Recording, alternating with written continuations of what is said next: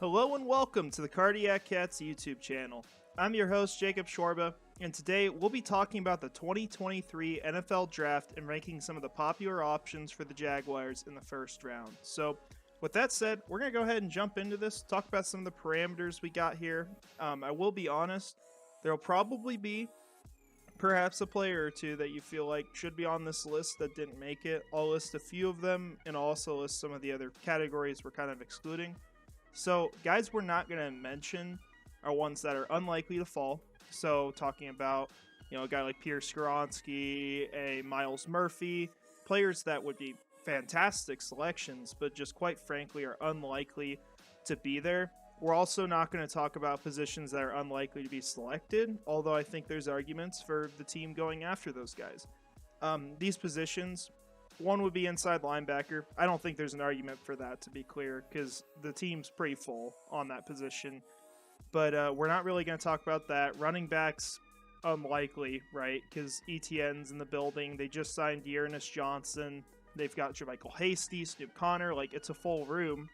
But the other one that I would personally feel like should be left on the table, depending on the options there, will be wide receiver. Because I think there is a scenario where you have certain receivers available that you would love selecting there. Talking about a guy like Jordan Addison, a Jackson Smith-Njigba, maybe even a Quentin Johnston. So there's a scenario where that could make sense for Jacksonville, but I don't think that's the route they're going to go. I think that's really unlikely, so we're not going to mention them. And I just mentioned a few players that came close to making this that I did not put on here just because they're not mocked as often. Those would be Dwan Jones, Elijah Cansey, Will McDonald, and then Michael Mayer.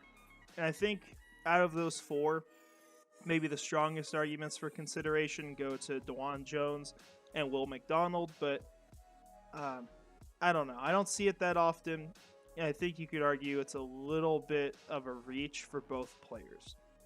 So, with that all said, we're going to jump into these guys. And I've really got them ranked in three different categories. I've got one that's, guys you'd ideally like to have traded back and got in the draft, because I don't know if they necessarily merit the 24th selection. So you want to try to get extra capital, whether that's falling back to 30th overall or early in the second rounds and getting more capital. And then I've also got guys that would be good options for 24 that I think are worth that selection. I could see them going that route. And finally, we've got a couple players that I think if they start falling down the board, it's possible they go to 24, but I would definitely consider trading up for them. So those are kind of our three categories we're going to talk about. And the first guy we're going to talk about is someone who was talked about a lot for Jacksonville, especially late in the season and early in the offseason as well. And that's Bryan Bresee. So Bryan Bresee is a guy that early on in this whole draft process, going back to August, September, before college was really getting going that much with football, there was an argument that Bresee was there with Carter, that he had a chance to overtake him. Not that he was better, but that he was pretty close. And unfortunately for him, season just went awful. He had issues with injuries, didn't really produce much, and had terrible off-the-field tragedy with a loss in his family. And so you can argue with him, there's definitely reasons to give him exceptions for things, because a lot happens. And I don't know of many football players, if any, that are going to work through that. So I think for that reason, you can argue that, maybe he's worth selecting at 24. And he's a guy, he's a high character person. He's a culture fit for what Jacksonville wants. He's got the physical profile. He's got all the tools, it seems, and a really high ceiling. You saw flashes of it on the field with him too. But ultimately, when I watched him, there were a lot of things I saw that didn't make me feel like he was a first-round selection. And I honestly think, although he will not fall here, the best place to select him is in the second round at your 56th selection. I don't know if I'd even get him if we trade back in the first round, even if it was in the early second. I think it's a little bit too much of a reach because I don't think he's one of the top prospects. Could he turn into that? Sure. He has the capability to do that in the NFL, but it's a risk, and you can't take too many risks. You got to take him in a calculated manner in a way where you're not going to risk too much, because there's a lot riding on the draft this offseason. This is how the team's going to improve because they really didn't do a whole lot in free agency, or at least so far. So, things I saw with Bresee that kind of had me concerned. Reaction skills didn't seem that great. He doesn't really play dominant for his size. I saw him get pushed around a bit too much, especially for, like I said, a guy of his size. He's not exactly a small dude, and it didn't seem like he was dominant. He's not a guy who has great speed, and ultimately, like I said, he's more of a project than a high upside pick. And he may be both, but I would consider him a project. And so I'm not sure what kind of impact he has his first year. I'm not sure whether he gets it all figured out. He's got the shot, but I just wouldn't take the risk on him. So that's our first guy here. Next guy we'll go to, kind of similar, just a different position. We're talking about Kelee Ringo. Now, last year, when the Jaguars were slated to pick, between 5th to 10th or wherever it was, depending on the week, this was a player that was mocked to them a lot, and quite frankly, a lot of fans really liked. And there were some who didn't, specifically the guys who root for Georgia, because they watched him a bit more. They saw flaws in his game. I remember talking to one person who pointed that out to me, and that's kind of who he is as a player. He's not a perfect prospect. He has a lot of things you can like, especially physical traits. It's pretty similar to what we saw in Tyson Campbell, except Tyson was never really talked about as a top 5 selection in the draft. So this guy's a former consensus top draft prospect. He's got great speed, ran great in the 40-yard dash, did well at the combine. He's got great traits, good instincts, and you even saw in 2021, he ended up getting the game-sealing pick 6 against Alabama, to get Georgia their first national championship in however long, if ever. I honestly don't know the whole history for them, but I know it's been a while. And so, you look at all those things, those are good, but at the end of the season, he struggled to finish strong. It felt like he took a step back in 2022, which is a huge red flag for draft prospects. You don't want to see that. He saw issues with fluidity. He's not a guy who's going to be able to keep up with evasive receivers based on what we've seen. And if you want to put him in the slot, that's a huge issue. He might just be an outside corner. And so I think for Jacksonville, you could definitely consider him if you trade back, because it could be a fantastic selection. But problem is, who's going to man the slot? You don't want to put Williams back. Tyson Campbell isn't really that guy. And Ringo doesn't seem like he would fit there. So that's a big concern with him. You don't want to just draft off of need, but at the same time, what's the value? How much value is he going to provide to the team? It might not be this year. It could be in the future. Maybe they move on from Williams and he ends up being an outside starter who plays at a high level. But I wouldn't spend the 24th selection on that. I would rather, if I was going to select him, have trade back really far or trade up in the second round. But we still talk about him because he's a name that's gone to Jacksonville in a lot of drafts, been talked about for this team. So that's kind of the story on Kelee Ringo. Now we're going to get into some better prospects here, at least in my opinion.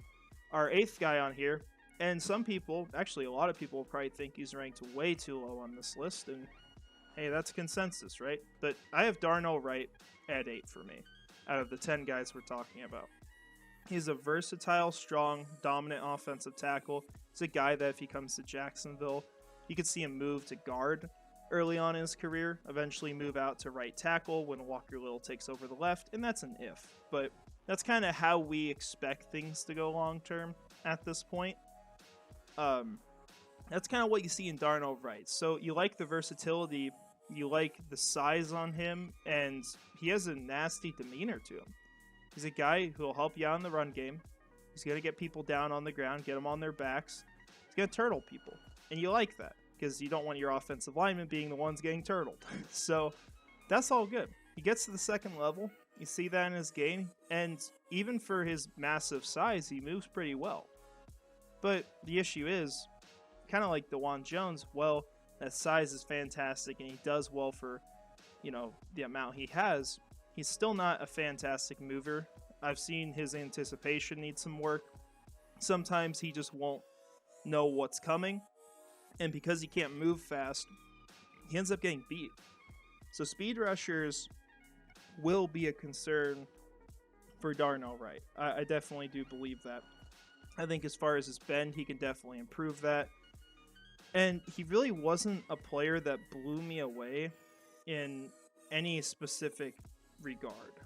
I don't think he's like bad necessarily, but he wasn't exactly just great when I watched him. And that could just be the tape I saw. That's very much possible. It's the same as like with Luke Musgrave. When I watched him, and not to get on too much of a tangent, but what I saw a lot of the time, and I watched a few different games, seemed like he couldn't break tackles. Seemed like every time he got hit, he's just down on the ground. And a lot of people don't feel that same way.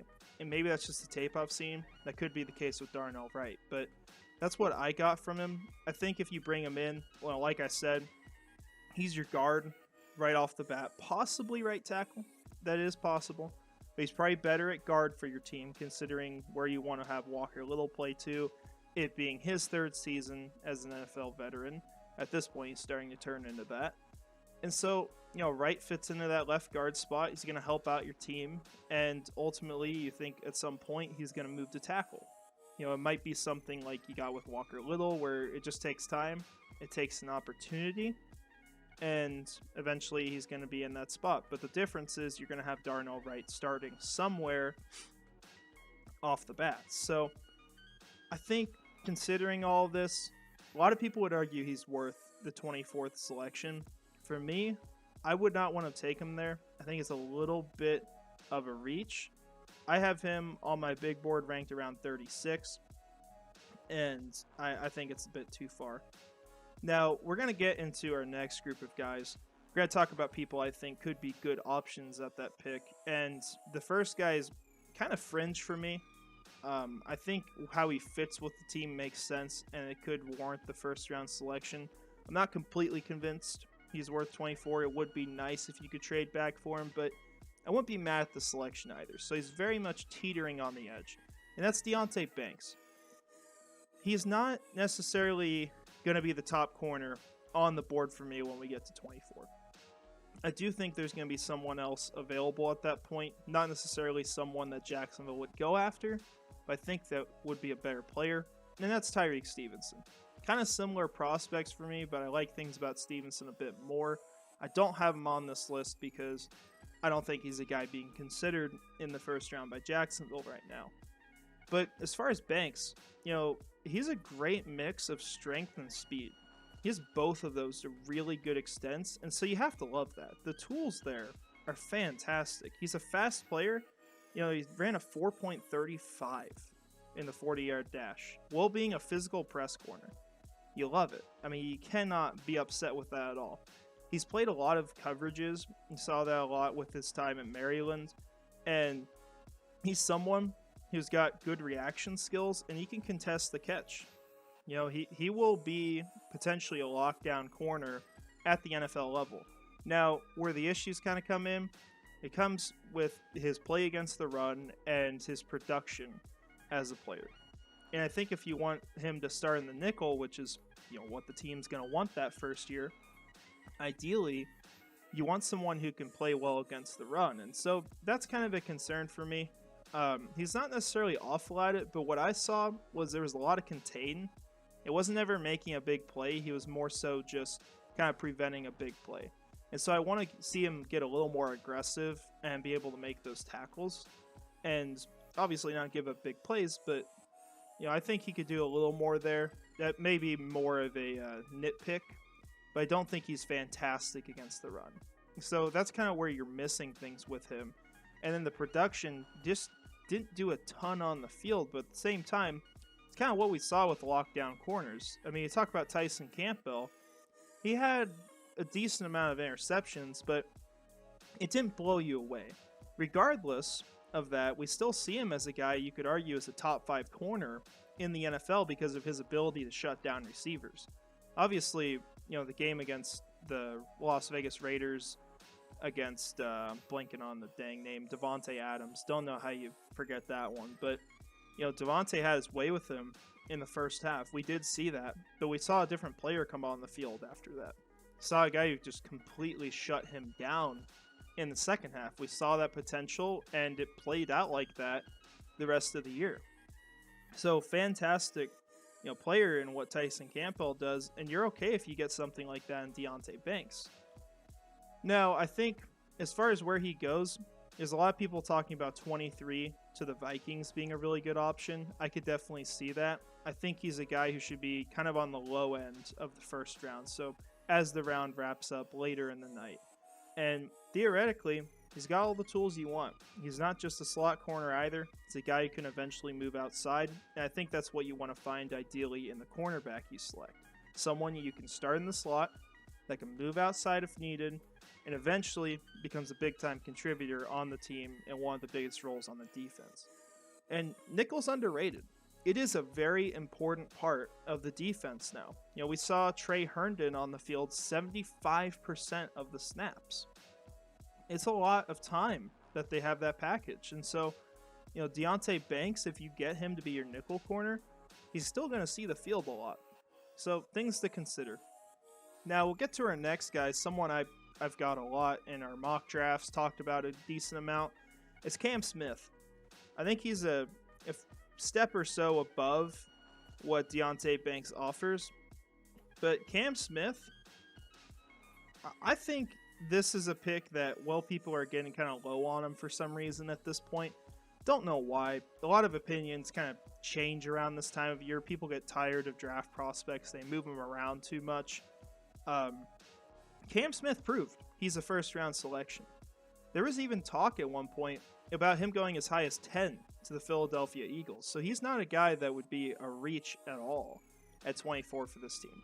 He's a versatile corner. I think that's what he set himself apart as when he talked at the Combine, the way he played in college, especially his last season. So you're going to get someone that kind of like what Jalen Ramsey offered you, who to me is a player he reminds me of a bit. I think you're getting someone who can play both in the slot and outside, flip between them if you need it, so he'll do anything you ask. He's also going to fit that way that, Mike Caldwell is going to want his cornerbacks to play, where he's physical, he plays the press well, and he's got great ball tracking skills.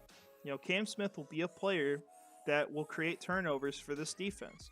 He's also got a nice balance of speed and strength, could add a little more on of both, but pretty nice balance. You like all that. And he's a dude who processes plays at a high level. You see him make jumps on balls. You'll see him return it. He's a talented prospect. And I quite frankly feel like he should be in the conversation of the very top cornerbacks of this draft.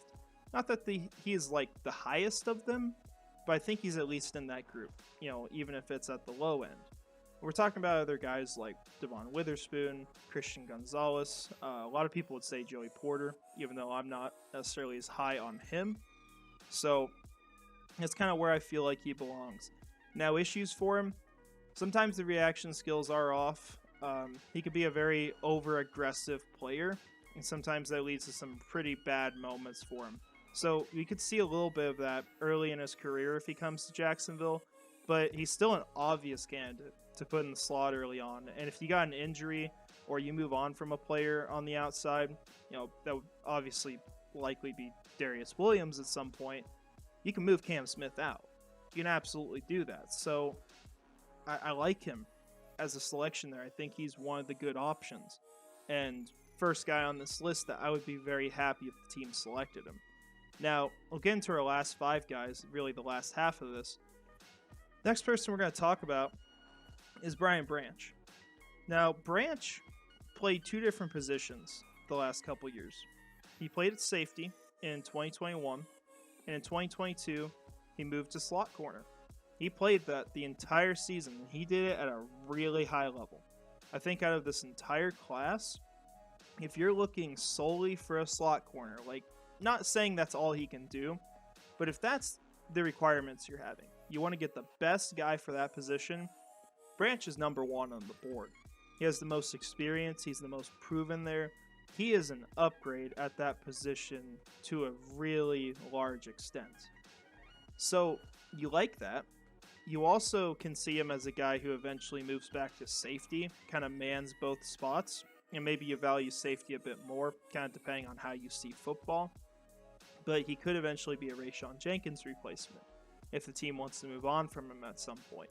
You could also just fill in if you have an injury. So he's got that versatility. Maybe not an outside corner. Might not have the perfect size for that. So that's probably out of the cards. But some people do think he can play that. And that's some people in the NFL who say that.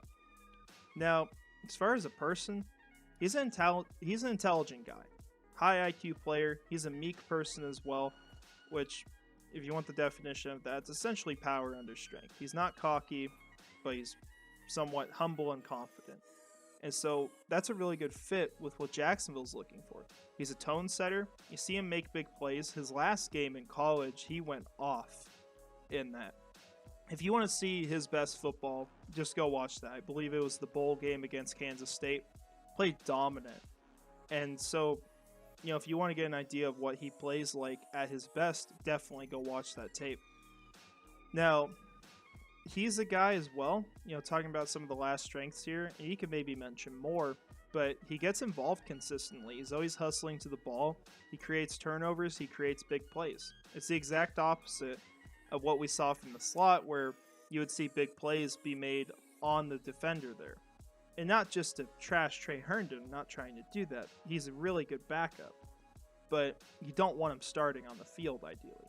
You want him to be your guy that you put in when you got an injury or anything goes wrong in that regard. Now, issues with Branch. Sometimes he'll get beat over the top. You can see that. He doesn't necessarily have elite speed. Ran a 4.58 in the 40-yard dash, so that's a bit of a concern. He's also not much of a press corner. It's not a guy who's going to be super physical on routes. Man coverage isn't really one of his strengths. And you can see him draw penalties in one-on-one situations. So Mike Caldwell, he wants to run that man defense ideally, although they did switch to more of a zone late in the season. Maybe this isn't the best fit. However, the Jaguars are very interested in him. Spent a lot of time with him at his pro day. And so I think it's very likely to see him be that selection at 24. And so he makes sense. He fills a large need on the defense, whether or not you think it is the largest one. And he's going to have a long-term role with this team and be a culture fit. So all things you like. And I think out of this list, talk about Cam Smith being a really good fit for Jacksonville. I think this is one of those first picks where you're excited and you're jumping out of the chair watching it. So that's how I feel about Brian Branch. And we got 4 players left. I'm going to talk about someone I mocked a lot to the Jaguars before. And I mean a lot. And that's O'Cyrus Torrence. I still think he'd be a fantastic pick for this team. He's a prototypical guard in terms of size. The way he plays the position, he's pretty sound at this point, more so than people say. He's, I would say, out of all the true guards, easily the top prospect. I think there's other guys you could go after if you want to upgrade that position. Steve Avila might be a really good option, maybe even a Jarrett Patterson, or getting a tackle who ends up moving a guard and plays swing tackle as well if needed. So, Torrence is really the top option there. He's got few to no physical limitations. That's what I was trying to say. He's got versatility to play both guard spots. So talking about just from a roster building standpoint, gives you the opportunity to move on from either Ben Barch at the end of the season, or if you feel like it, Brandon Scherf. You do have that option with a guy like O'Cyrus Torrence because he can play left or right guard. He's also claimed that he can play tackle if needed.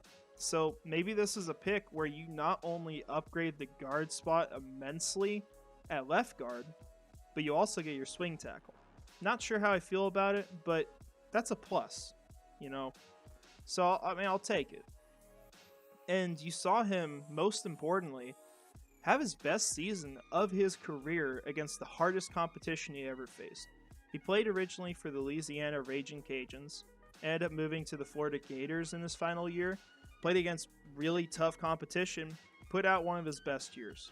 Played against guys like Jalen Carter. And that was fun film to watch. You saw 2 great prospects going at it, and they really traded off reps. Like, You'd see Torrence win one, you'd see Carter win one, but you saw two very talented prospects who are going to be successful at the next level.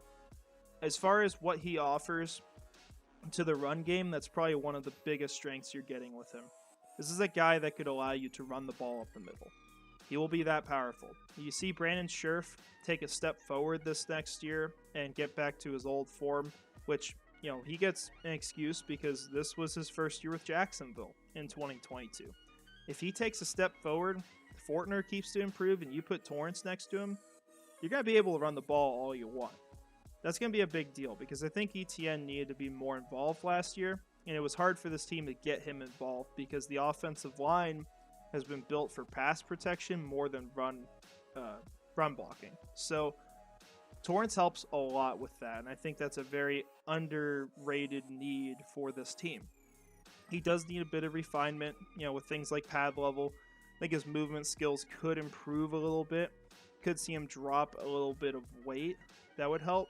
Now, what he weighed in at the combine was a little bit less than expected. However, the 40-yard dash was still pretty slow. So, movement could definitely improve, but it's not a massive issue. It's going to really be a problem when you go up against some of the best speed rushers. That's where I could see it being a problem.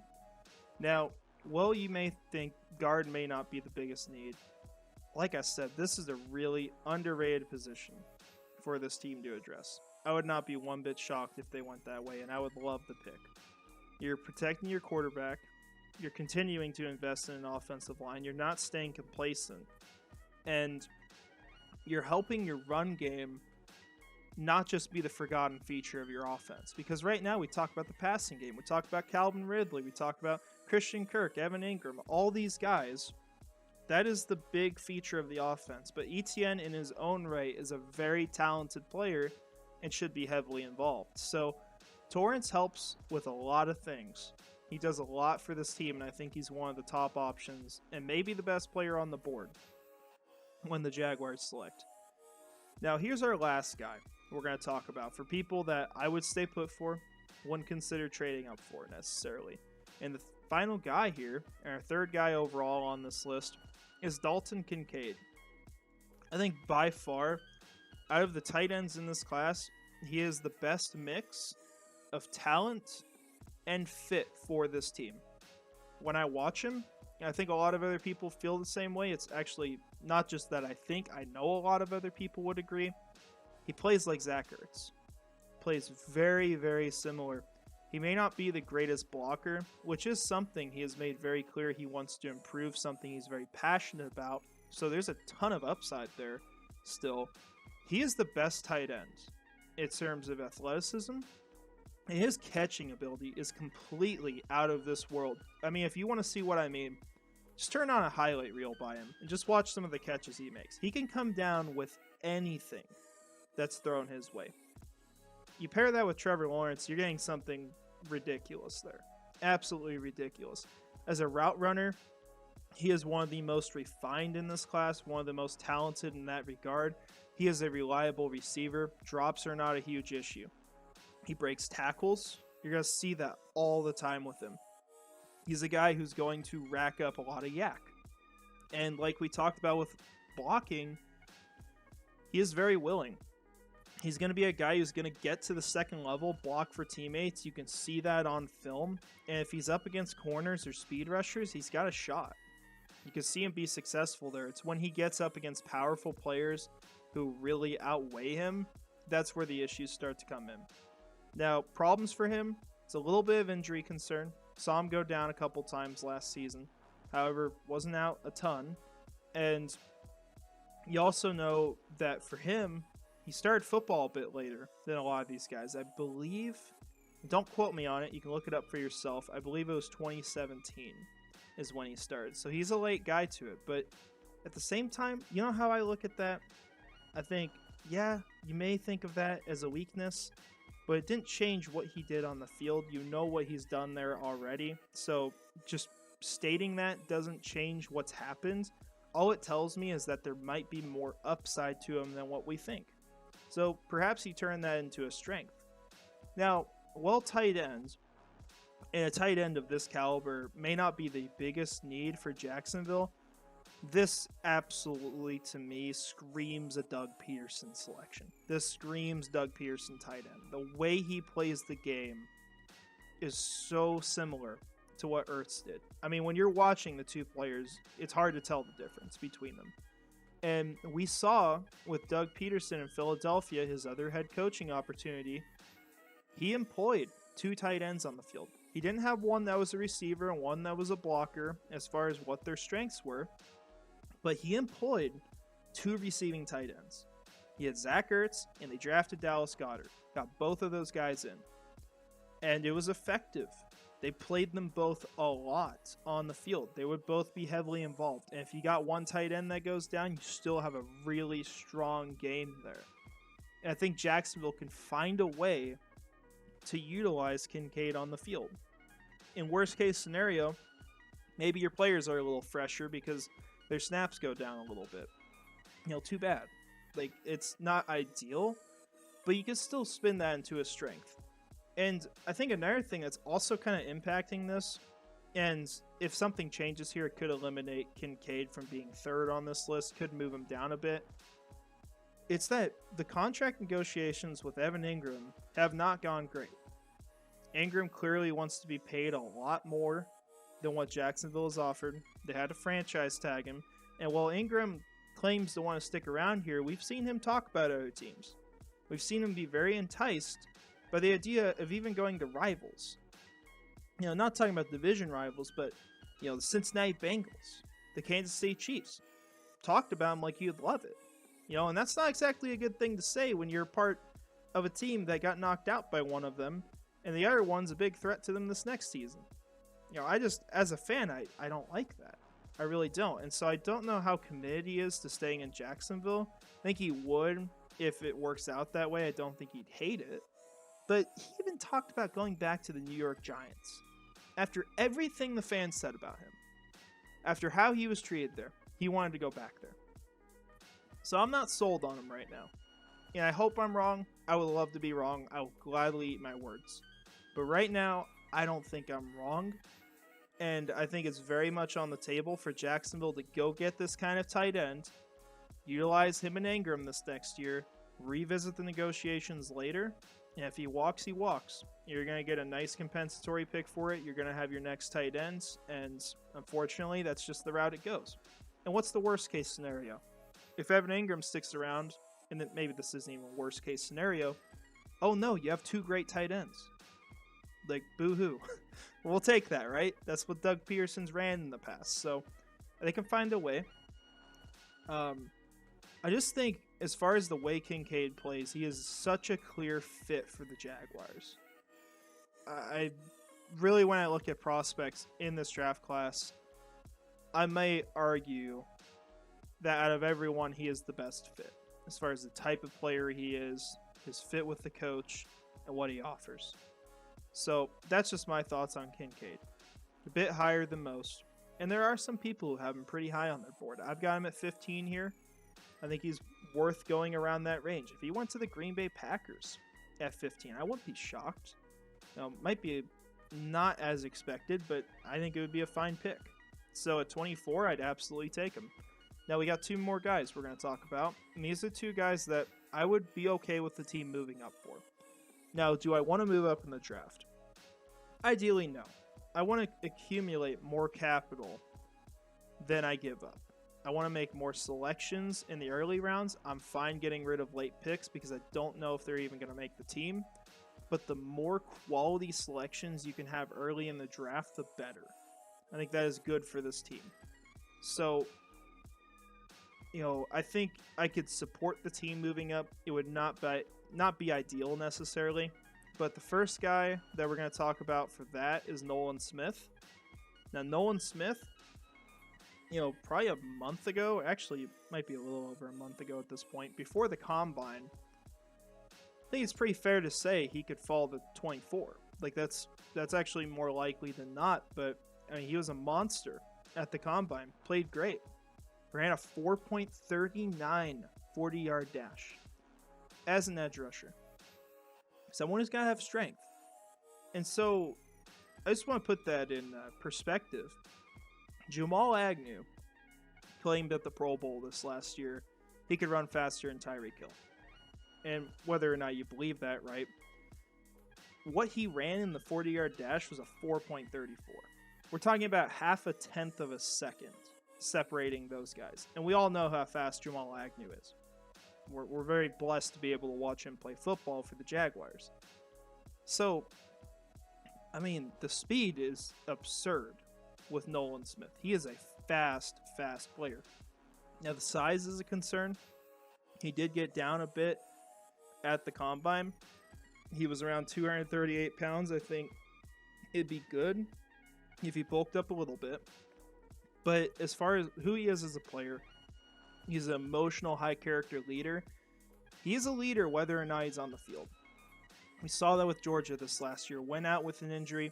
He didn't just go take his classes and pretend football wasn't real for a little bit or take time off.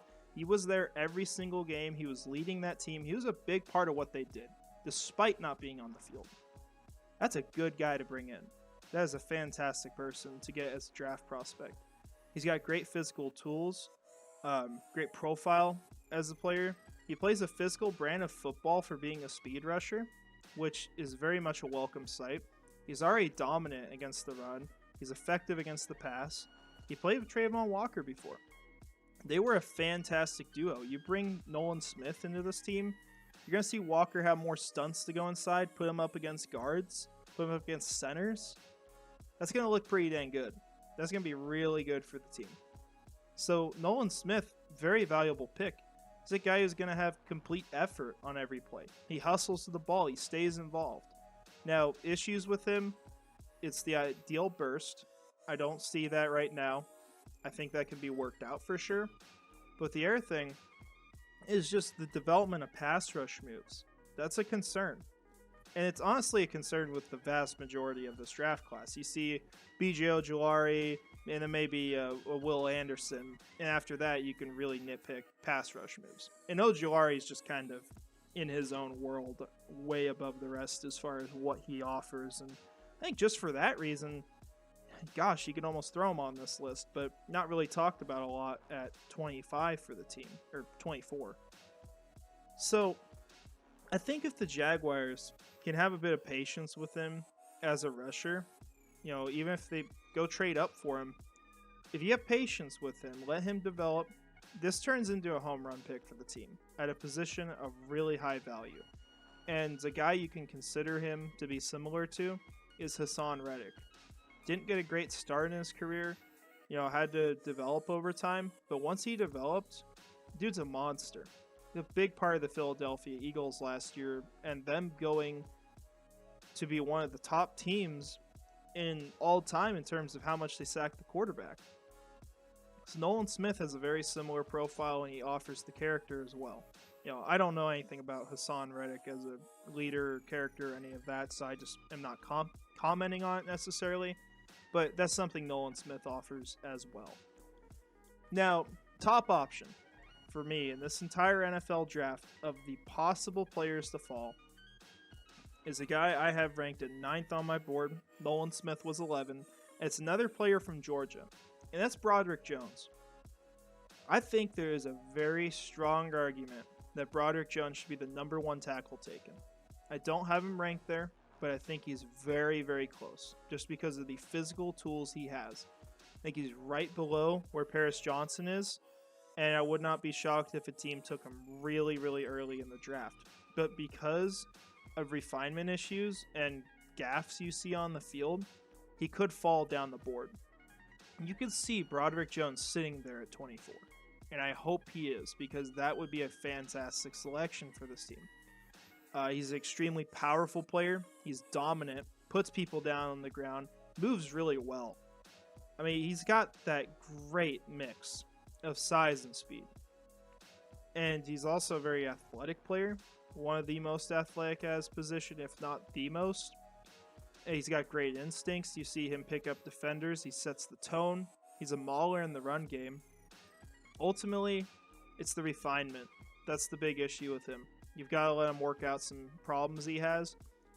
And my gosh, if you just let the guy develop, this would be such a good pick for the team. It would be fantastic. You know, whether you play him at guard his first year, or right tackle, or whatever you do.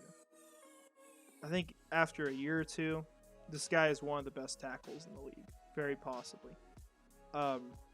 He also needs to work on being over aggressive, and I think really out of every option we talked about, he's right there at the top. You know, Nolan Smith's pretty close. I do think that. But I think as far as comparing him to the rest of this list, they're above the rest. You know, Dalton, Kincaid, well, he's very talented for his position. Don't know if he's at that level. It's also a position of lesser need, or more so a position of lesser value, arguably. Although I think tight end's very valuable. You know, Cyrus Torrence, you know, guard's not as important. And maybe he's close, but I still have him below by a decent amount. So, Broderick Jones is our last guy on this list. I think he'd be a fantastic selection. I don't expect him to be there.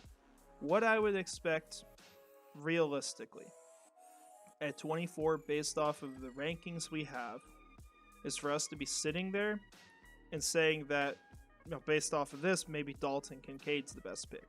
You know, I think you're probably going to see Nolan Smith off the board, Broderick Jones off the board. I think even Osiris Torrence could go at 20. Brian Branch could go earlier. It's probably Dalton Kincaid, Cam Smith. Those are probably the guys you're talking about at the pick. But we'll see. Never know how the draft goes. I'll probably be wrong, quite frankly.